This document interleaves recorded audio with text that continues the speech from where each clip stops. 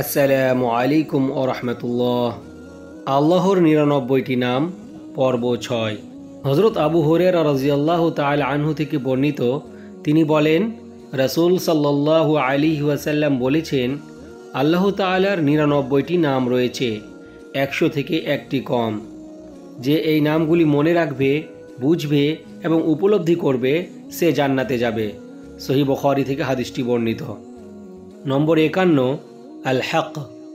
আল হক অর্থাৎ পরম সত্য।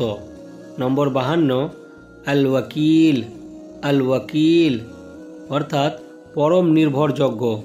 নম্বর ৫৩, আল কবি।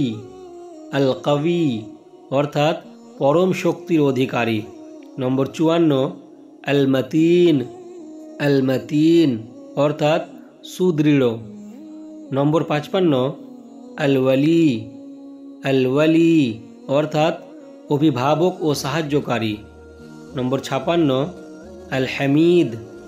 আল হামিদ অর্থাৎ সকল প্রশংসার অধিকারী। নম্বর ৫৭, আল মুহসি। আল মুহসি অর্থাৎ সকল সৃষ্টির ব্যাপারে অবগত। নম্বর ৫৮, আল মুবদি।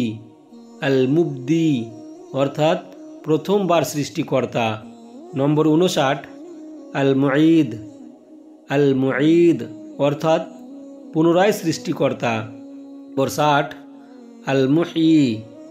আল মুহয়ি অর্থাৎ জীবন দানকারী। আশা করি আপনাদেরকে আমাদের এই ভিডিওটি খুব ভালো লেগে হবে। যদি ভালো লেগে থাকে তাহলে অবশ্যই আমাদের এই চ্যানেলটিকে সাবস্ক্রাইব করে আমাদের পাশে থাকবেন। আসসালামু আলাইকুম ওয়া রাহমাতুল্লাহ।